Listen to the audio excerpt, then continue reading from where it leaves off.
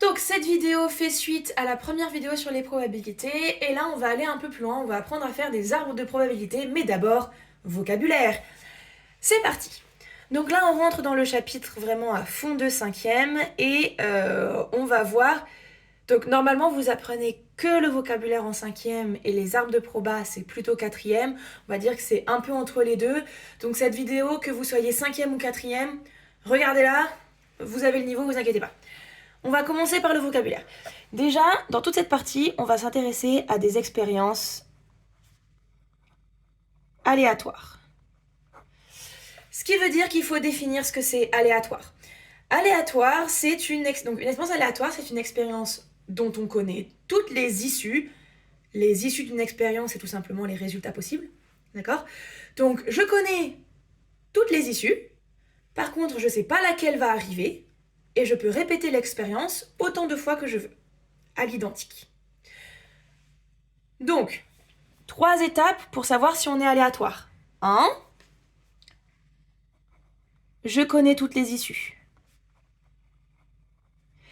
Par exemple, si je me bande les yeux et que je pioche dans mon tiroir à chaussettes une chaussette au hasard, c'est une expérience aléatoire, parce qu'a priori, je connais déjà toutes mes chaussettes.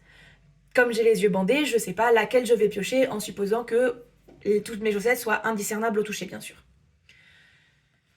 Par contre, si je vais piocher dans le tiroir à chaussettes de quelqu'un que je ne connais pas, c'est pas une expérience aléatoire, parce que j'ai aucune idée de quelle chaussette il y a dedans. Donc, ce n'est pas une expérience aléatoire. Je ne connais pas toutes les issues. 2. Je ne sais pas laquelle va se réaliser. Donc, en gros, si je reprends l'exemple de mon tiroir à chaussettes, si je peux reconnaître mes chaussettes juste par le toucher, parce que, par exemple, je sais pas moi, en fait, j'ai que 2 types de chaussettes. J'en ai des pailletées et des pas pailletées, et les pailletées, elles sont granuleuses, et les pas pailletées, elles sont lisses. C'est pas une réponse aléatoire. Dès qu'au toucher, je vais sentir des granuleuses, je sais que je vais tirer une pailletée. Donc il faut vraiment que je puisse pas reconnaître les chaussettes. Voilà. Et 3. Je peux répéter l'expérience à l'identique. Donc, pareil, si je remets la chaussette dans mon tiroir et que je secoue le tiroir, quand je reprends une chaussette, l'expérience recommence. Je peux reproduire ça autant de fois que je veux et l'expérience sera toujours la même. C'est valable si vous allez demander à un inconnu s'il aime le pain ou pas dans la rue. Vous pouvez répéter l'expérience parce que vous allez reprendre un autre inconnu et lui reposer la même question et voilà, vous aurez une chance sur 2 puisqu'il y a 2 réponses possibles. Donc, dans les expériences aléatoires qu'on va beaucoup vous donner dans des exercices, il y a lancer un dé à 6 faces. 6 issues possibles, 1, 2, 3, 4, 5. 6. Lancer une pièce. 2 issues possibles, pile ou face. On va vous donner aussi des jeux de cartes. Voilà, tirer une carte dans un jeu de cartes, c'est une expérience aléatoire. Vous allez avoir tiré des boules dans une urne, des boules de couleur en général, ou des boules qui contiennent des numéros, ça aussi c'est une expérience aléatoire. Voilà, plein d'expériences aléatoires possibles. Maintenant, on continue sur le vocabulaire. Donc vous avez les expériences aléatoires. Je dois vous donner la définition d'un événement. Alors, on l'a déjà vu dans la vidéo précédente, donc je vais le rappeler vite fait. Un événement, c'est un certain nombre d'issues qui... En gros, c'est un ensemble d'issues d'une expérience aléatoire. Par exemple, si je lance un dé, ça va être faire un nombre pair. Ça, c'est un événement. Et les issues de cet événement-là, c'est 2, 4, 6. Donc, le nombre d'issues de l'événement E, ça se note card pour cardinal. Cardinal de E. En fait, c'est le nombre d'issues. Ici, c'est 3. Je dis ici parce qu'il va falloir faire une petite distinction. Donc, vous avez bien compris, un événement, c'est un nombre d'issues précis qu'on détermine en donnant un caractère précis cherché. Voilà, là, ce que je cherche, c'est les nombres pairs. Ok. La probabilité de l'événement E, c'est le cardinal de E sur le cardinal de l'univers. C'est donc 3 sur 6, parce que c'est un dé à 6 faces.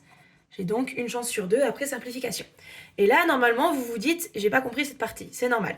Le cardinal de E, je répète, c'est le nombre d'issues qu'il y a dans l'événement. Oméga, ça s'appelle l'univers. Et en gros, ça veut dire toutes les issues. Toutes les issues possibles. Dans un dé à 6 faces, c'est 6 quoi. D'accord? Le cardinal de l'univers, c'est 6. Attention, il y a des moments où le nombre d'issues différentes, parce qu'en fait, dans le nombre d'issues de E, vous mettez que les issues qui sont différentes. Sachez qu'il y en a qui se reproduisent plusieurs fois dans certaines expériences aléatoires. Ce qui fait que le cardinal ne sera pas le nombre d'issues que vous allez me mettre là. Si vous êtes dans le doute, réécrivez-les toutes, même si elles y sont plusieurs fois. Je vais vous donner un exemple hyper concret. Supposons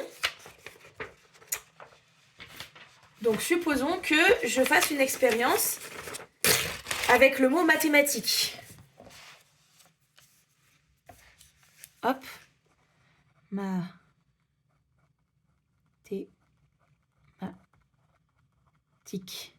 Sans les accents. D'accord? Alors ça, c'est un H. Il est moche, mais c'est un H. Promis, c'est un H. Hop. Ok.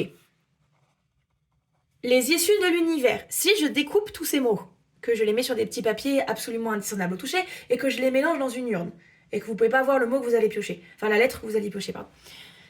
Ok, quelle lettre vous allez pouvoir piocher? Vous allez pouvoir piocher un M, un A, un T, un H, un E, il y a encore un M, encore un A, encore un T, un I, un Q, un U, le E on l'a déjà fait, un S. Ça, c'est toutes les issues différentes possibles. En revanche, le cardinal de l'univers, c'est bien le nombre de lettres au total qu'il y a dans le mot mathématique. Donc 1, 2, 3, 4, 5, 6, 7, 8, 9, 10, 11, 12, 13.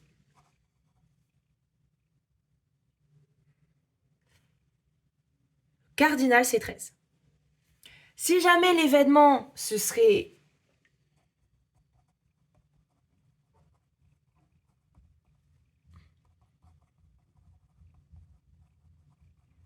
faire un M, tomber sur un M, avoir un M, on va peut-être mettre plutôt avoir un M. Donc si l'expérience, ce serait avoir un M, vous devez compter tous les M, et donc la probabilité de l'événement E, c'est tous les M dans le mot, donc il y en a 2, sur 13. Alors que la probabilité d'avoir un H, c'est 1 sur 13. La probabilité d'avoir une consonne, vous ne devez pas compter les consonnes ici, vous devez compter toutes les consonnes qu'il y a dans le mot mathématique. Donc si c'est C l'événement consonne, la probabilité d'avoir une consonne, ça va être 1, 2, 3, 4, 5, 6, 7 sur 13. Et donc la probabilité d'avoir une voyelle, en réalité, voyelle, c'est l'événement contraire d'une consonne. Avoir une voyelle, c'est ne pas avoir de consonne. Nouvelle formule, la probabilité de l'événement contraire de C, c'est 1 moins la probabilité d'avoir C. C'est pour ça que c'est important que les probabilités, vous compreniez que c'est entre 0 et 1, parce que 1 moins, sinon ça va faire un nombre négatif. Donc, c'est 6 sur 13 ici. Vous n'allez pas recompter les voyelles. Vous avez déjà le nombre de consonnes. Vous savez qu'être une voyelle, c'est l'événement contraire d'avoir une consonne. Donc vous faites 1, c'est-à-dire toutes les issues, moins les issues des consonnes. On est d'accord que vous allez obtenir les voyelles du coup. Donc 1 moins la probabilité d'un événement. Donc la probabilité d'un événement contraire, c'est 1 moins la probabilité de l'événement. Et donc, c'est quoi un événement contraire? Un événement contraire, c'est toutes les issues qui ne sont pas dans l'événement. Par exemple, l'événement contraire de avoir un M, c'est avoir tout sauf un M. C'est ne pas avoir un M. Et inversement, donc en général, si jamais je vous demande donnez-moi la probabilité de l'événement ne pas avoir de M, vous allez d'abord calculer la probabilité de l'événement avoir un M, parce que c'est beaucoup plus simple. Il suffit de compter que les M, et vous ferez 1 moins cet événement-là, et vous allez obtenir 11 sur 13. C'est plus rapide de compter 2 sur 13 que de compter 11 sur 13. Donc c'est à ça que ça sert de connaître la définition de l'événement contraire. Donc là, je vous l'écris pas, juste retenez à l'oral, l'événement contraire d'un événement, c'est toutes les issues qui ne sont pas dans cet événement. Voilà, et donc on a vu la probabilité. La probabilité d'un événement, c'est le cardinal de l'événement sur le cardinal de l'univers, donc le cardinal de, enfin, toutes les issues, quoi. Vous avez la formule des événements contraires.